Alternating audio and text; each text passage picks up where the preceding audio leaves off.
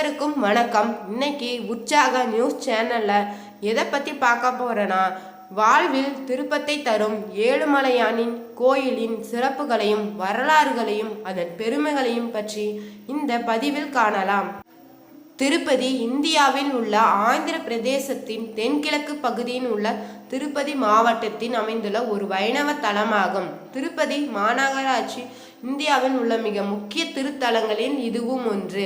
இங்கு பல ஆயிரக்கணக்கான பக்தர்கள் வருகின்றனர். இத்தலம் வைணவர்களின் 108 திவ்ய தேசங்கள் என என்றழைக்கப்படுகிறது.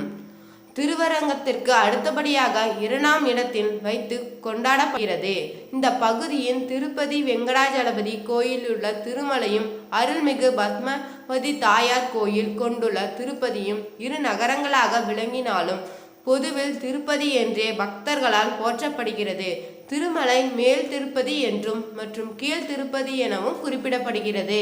திருப்பதி என்ற சொல் திரு கூட்டல் பதி என்று பிரிக்கப்படுகிறது. வடமொழி சொல்லான பதி என்பதற்கு கணவன் என்று பொருளுண்டு. தமிழ் சொல்லான திரு என்பதற்கு புண்ணியம், தெய்வத்தன்மை வாய்ந்த, மேன்மை மிக்க என பல பொருள்கள் உண்டு. திருப்படி என்பதே மருவி திருப்பதி ஆகியுள்ளது. திருமலை 7 மலைகள் என்றும் அழைக்கப்படுகிறது. சிகரங்களை கொண்ட மலைகளின் திருமலை உள்ளது. இது ஆதிசேஷனின் 7 தலைகளை குறித்து வருவதால் இந்த மலைக்கு சேசலம் என்று பெயர் உள்ளது.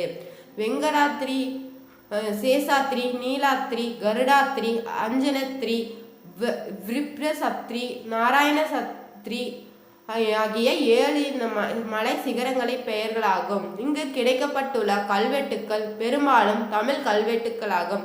இது பண்டைய தமிழகத்தின் தொண்டை மண்டலத்தின் பகுதியாக இருந்தது. உலகிலேயே பழமையும் பெருமையும் வாய்ந்த பாறை மலைகளில் 2ஆம் இடம் வகிக்கும் மலைகள் திருமலை மலைகள். திருப்பதியின் பழைய பெயரான திருவேங்கடத்தை மு 400 முதல் 100 எழுதப்பட்ட தமிழ் சங்க இலக்கியங்களான சிலப்பதிகாரமும் சத்தனரின் மணிமேகலையும் குறிப்பிடப்பட்டுள்ளன. இந்த மலைகளை பண்டைய தமிழகத்தின் வடபுறத்து எல்லையாக சிலப்பதிகாரம் குறிப்பிடப்பட்டுள்ளது. இந்த வெங்கடேஸ்வர ஆலயம் எந்த ஆண்டு கட்டப்பட்டது என்பது தெரியவில்லை. என்றாலும் இது பல பேரரசுகளால் பராமரிக்கப்பட்டு வந்திருக்கிறது. பல்லவர், சோழர், பாண்டியர், சாளுக்கியர், விஜயநகர மன்னர்கள் இந்த கோயில் பராமரிக்கப்பட்டு வந்திருக்கிறது. இங்கே உள்ள கல்வெட்டுக்கள் பெரும்பாலும் தமிழ் கல்வெட்டுகளாகும். நகர பேரரசின் மன்னரான ஸ்ரீ கிருஷ்ணதேவராயர் இந்த கோவிலுக்கு தங்கமும் மற்ற விலை உயர்ந்த ஆபரணங்களையும் நன்கொடையாக தந்துள்ளார். இந்த கோவிலுடன் ஒட்டி நிறைய கோவில்களையும் கட்டியுள்ளார். திருப்பதியில் இருந்து சில கிலோமீட்டர்கள் தொலைவில் தென்மேற்கு புறம் தள்ளியிருக்கும் சத்ரகிரி என்னும் கிராமம் விஜயநகர சக்கரவர்த்தியின் 2ஆம் தலைநகரமாக விளங்கியது. வைணவம் பெரிதாக பின்பற்றப்பட்ட 5ஆம் நூற்றாண்டின் திருப்பதி ஆழ்வார்களால் கலியுக வைகுண்டம் என்று போற்றப்பட்டது. பக்தி இயக்கத்தைச் சேர்ந்த ஆழ்வார்கள் ஆன்மீக பூமியின் வெங்கடேஸ்வரர் மீது அவர்கள் இயற்றிய பாடல்களுக்காகவும் இலக்கியங்களுக்காகவும் பெயர் போனவர்கள். சம்பிரதாயத்தில் திருவரங்கத்திற்கு அடுத்தபடியாக விளங்குவது திருப்பதி ஆலயம். 11ஆம் நூற்றாண்டில் இந்த கோவிலின் ஆச்சாரிய அனுஷ்டானங்கள் ராமானுஜர் ஆச்சாரியால் முறையமைக்கப்பட்டன. மதுரை மீனாட்சியம்மன் கோயில், அரங்கநாத சுவாமி கோயில் ஆகியவை இஸ்லாமியர்களால் சூறையாடப்பட்ட போது தென்னிந்தியாவின் தப்பி இருந்த இடம் திருப்பதி மட்டும்தான். இந்த இஸ்லாமிய பிரதேசங்களின் பொழுது திருவரங்கத்தில் இருந்த திருவுருவச் சிலை திருப்பதிக்கு கொண்டு வரப்பட்டது பராமரிக்கப்பட்டதாகவும் நம்பப்படுகிறது. இந்த நிகழ்வை குறிப்பதற்காக கட்டப்பட்ட ரங்கநாத மண்டபம் இன்றும் திருப்பதியில் இருக்கிறது. இஸ்லாமியரிடமிருந்து திருமலை கோயில் தப்பியதற்கு சுவாரஸ்யமான வரலாறு ஒன்றும் சொல்லப்படுகிறது. அந்த முகலாய படையினர் மலையின் மேல் என்ன கோயில் இருக்கிறது என்று கேட்டபோது அவர்களின் நோக்கத்தையும் பழக்க வழக்கங்களையும் நன்கறிந்த உள்ளூர் மக்கள் பெருமாளை தரிசித்து பெருஞ்சி கடவுளின் கோயில் என்றானாராம். மக்கள் குறிப்பிட்டதும் வராகி பெருமாளின் திருக்கோயிலை இந்த பன்றிகள் மீது முஸ்லாயர்களுக்கும் இருக்கும் வெறுப்பால் அவர்கள் திருமலைக்கு செல்லும் எண்ணத்தை கைவிட்டு விட்டனர். திருப்பதி முந்தைய தமிழகத்தின் ஒரு முக்கியமான பகுதியாக 1950 காலங்களில் தமிழ் மொழி மற்றும் தெலுங்கு மொழி வாரியான மாநில சட்டை நடந்து வந்தது. வரலாற்று ஆதாரங்களை பார்த்தால் திருப்பதி தமிழ் ஆதாரங்கள் அதிகம், ஆனால் ஒரு மாநிலத்திற்கான தேவை மொழிதான். அந்த வகையில் திருப்பதி நகரத்தின் மொழி கணக்கெடுப்பின் தமிழ் பேசும் மக்களை விட தெலுங்கு பேசும் மக்கள் தான் அதிகம் என்றும் திருப்பதி, திருக்காலத்து திருமலை என்றும் சித்தூர் ஆகிய இந்த 4 தமிழ்நில பகுதிகள் தெலுங்கு தேசமான ஆந்திர பிரதேசுடன் சேர்க்கப்பட்டது. திருப்பதி பிரம்மோற்சவம் புகழ்பெற்ற கோவில் திருவிழாவாகும். பங்குனி மாதத்தின் வருகின்ற பௌர்ணமி கணக்கில் கொண்டு இந்த திருவிழா நடத்தப்படுகிறது. சில தொலைக்காட்சிகளின் நேரடி ஒளிபரப்பும் செய்கின்றன. திருமலை கோவிலின் தினமும் அதிகாலையில் ஸ்ரீ வைகடேச சுப்ரபாதம் ஒளிபரப்பினாலும் மார்கழி மாதத்தில் மட்டும்தான் திருப்பல்லாண்டு மற்றும் திருப்பாவை பாசுரங்கள் ஒளிபரப்பாகிறது. பிரசாதமாக வழங்கப்படும் லட்டு உலக புகழ் பெற்றதாகும். இந்த பிரசாதமானது திருப்பதி திருமலை தேவஸ்தானத்தினரே தவிர வேறொருவரும் தயாரித்து விற்கக்கூடாது என்பதற்கான புவிச்சார் குறியீடு காப்புரிமையை பெற்றதாகும். இந்த லட்டுக்கள் சர்க்கரை, கடலை பருப்பு, நெய், முந்திரி பருப்பு, உலர்-திராட்சை, பச்சை கற்பூரம், குங்குமப்பூ, ஏலக்காய் போன்ற பொருட்களால் பிரத்யேகமான முறையில் தயாரிக்கப்படுகிறது. 1931ஆம் ஆண்டு திருப்பதியில் லட்டு பிரசாதத்தை முதலாக அறிமுகப்படுத்தியவர் கல்யாண் ஐயங்கார் எனும் பெரியவர். கோவிலுக்கு செல்வதற்காக சாலை வழியாகவும் தொடருந்து வழியாகவும் வான் வழியாகவும் செல்லலாம். சாலை வழியாக சென்னை, மதுரை, வேலூர், திருவண்ணாமலை, திருக்கோயிலூர், கோயம்புத்தூர், திருப்பூர், திருச்சி, திருநெல்வேலி, ஐதராபாத் மற்றும் பெங்களூர் போன்ற நகரங்களுக்கு பேருந்துகள் இயக்கப்பட்டு வருகின்றன. தொடருந்து வழியாகவும் இயக்கப்படுகிறது. வான்வழியாக ஹைதராபாத், விசாகப்பட்டினம், தில்லி, பெங்களூரு, சென்னை ஆகிய இடங்களுக்கு நேரடி விமான சேவைகள் இக்கோயிலுக்கு உள்ளது. வெங்கடேஸ்வர உயிரியல் பூங்கா ஆந்திர பிரதேசத்தின் 2வது உயிரியல் பூங்காவாகும்.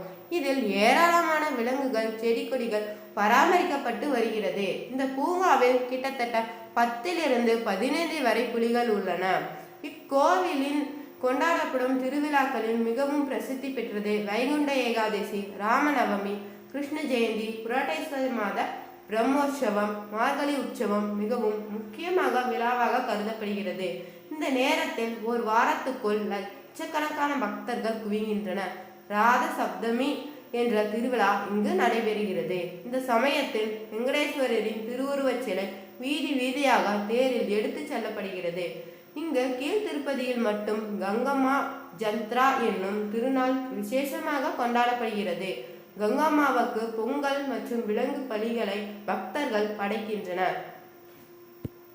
ஏழுமலையான் கோயிலின் சிறப்புகள் என்னென்னா, உலகிலேயே அதிக பக்தர்கள் வழிபடும் இந்து கோவிலின் இதுவாகும். தினமும் 50,000 முதல் 70,000 பக்தர்கள் தரிசிக்கின்றனர். விசேஷ நாட்களின் எண்ணிக்கை பார்த்தோம்னா 1 லட்சத்தை தாண்டும். உலகிலேயே அதிக வருமானத்தை ஈட்டும் இந்து கோவில் இது. தினமும் உண்டியலில் சராசரியாக ரூ. 3 கோடி வரை காணிக்கை செலுத்தப்படுகிறது. மூலவருக்கு தினமும் 120 வகையான ஆபரணங்கள் அணிவிக்கப்படுகின்றன. உற்சவர்களுக்கு 383 வகையான ஆபரணங்கள். ஏழுமலையானின் தங்க பிதாம்பரம் 40 கிலோ எடை கொண்டது. ஒரு 500 கிராம் பச்சை மரகத கல்லும் அலங்காரத்திற்கு பயன்படுத்தப்படுகிறது. 7 மலைகளை கடந்து செல்ல வேண்டும் என்பதால் ஏழுமலையான் என்று பெயர். மூலவர் வெங்கடேச பெருமாள் என்றும் சீனிவாச பெருமாள் என்றும் அழைக்கப்படுகிறார். கோயில் 1000 ஆண்டுகளுக்கு மேலான வரலாறும் கொண்டது. ஸ்ரீதேவி, பூதேவி ஆகியோர் பெருமாளுடன் அருள்பாலிக்கின்றனர். ஆசியாவிலே மிக பெரிய இலவச உணவு மையம் திருமலையில் அமைந்துள்ளது. திருப்பத்தை தரும் திருப்பதி. திருமலை திருப்பதி இந்த சேஸ்திரத்துக்கு இணையான வேறு சேஸ்திரம் இல்லை. திருமலை திருவேங்கடவனுக்கு இணையான வேறு தெய்வமும் இல்லை. உண்மைதான். ஏழுமலையானை கண்கொண்ட தெய்வமாக ஏற்றுக்கொண்ட அவன் அடியவர்களுக்கு அவனுடைய திருநாமமே உயிர் உந்தும் மந்திரம். அவன் கோயில் கொண்டிருக்கும் மலையே திருமலையே உலோகம். திருமதி திருப்பத்தின் தல வரலாற்று கதை தேவலோகத்தின் பிரகு முனிவரிடமிருந்து துவங்கியது. ஒரு முறை துயரங்களின் அநீதிகள் அகன்று உலகின் சகல நன்மைகளும் பெருக வேண்டும் என்பதற்காக பெரும் யாகம் நடத்த தீர்மானித்த முனிவர்கள். யாகத்தின் பலனை மும்மூர்த்திகளின் ஒருவருக்கு அளிப்பது என்று முடிவானது. மூவரிலும் தகுதியானவர் யார் என்பதை அறியும் பொறுப்பு பிரகு முனிவரிடம் விடப்பட்டது. பிரகு முனிவருக்கு பாதத்தின் ஞானக்கண் உண்டு, எதிர்காலத்தை உணரும் சக்தியும் உண்டு. இதை பயன்படுத்தி மற்றவர்களை மட்டம் தட்டுவதில் அவருக்கு அலாதி இன்பம். இதனால் உண்டான அவரது கர்வத்தை பங்கம் செய்ய பரம்பொருளுக்கு தருணம் எதிர்பார்த்திருந்தது. பிறகு முனிவர் முதலில் சத்தியலோகம் சென்றார். அங்கு சரஸ்வதியும் பிரம்மனும் தனித்திருந்தனர். பிறகு அனுமதி பெறாமல் உள்ளே நுழைந்து விட்டார். பிரம்மா இதை கண்டு பக்தர்களை எதிர்கொள்ளும் பக்குவம் இல்லையே என்று கருதி ஈசனுக்கு சாபம் தந்தார். பிறகு பூலோகத்தில் உமக்கு இனி லிங்க ரூபமே கிடைக்கும், அதற்கே பூஜை நடக்கும் என்று சபித்தார். அடுத்து வைகுண்டத்துக்கு சென்றார். அங்கே சயனத்தில் இருந்த திருமால் முனிவரின் வருகை அறிந்து அறியாதவராக அரித்துயில் கொண்டிருந்தார். மிகுந்த கோபம் கொண்ட பிறகு பகவானின் மார்பில் எட்டி உதைத்தார். ஆனால் எப்பெருமானோ கோபம் கொள்ளவில்லை. குழந்தை மார்பில் உதைத்தால் தந்தைக்கு சினம் எழுமா என்ன? அதே நேரம் குழந்தையின் துடுக்குத்தனத்தை களைய வேண்டுமா? பிரகுவின் பாதம் நுகுமே என்று பிரகுவின் பாதத்தை பிடித்து விடுபவர் போல் அதிலிருந்த ஞான கண்களை பிடுங்கி எறிந்து விட்டார் பகவான். பிரகு முனிவர் பகவானின் சாந்தத்தை கண்டு அவரே யாக பலனை ஏற்க தகுதியான மூர்த்தி என்று முடிவு செய்தார். ஆனால் தான் வசிக்கும் எம்பெருமானின் திருமார்பை முனிவர் எட்டி உதைக்கிறார். அவரை தன் நாயகன் கண்டிக்கவில்லையே என்ற கோபம் திருமகளுக்கு. எனவே பெருமாளை விட்டு பிரிந்தாள். பூலோகத்திற்கு ஆகாசராஜனின் மகளாக அவதரித்தாள். மாலவனால் மலர்களை பிரிந்திருக்க முடியுமா?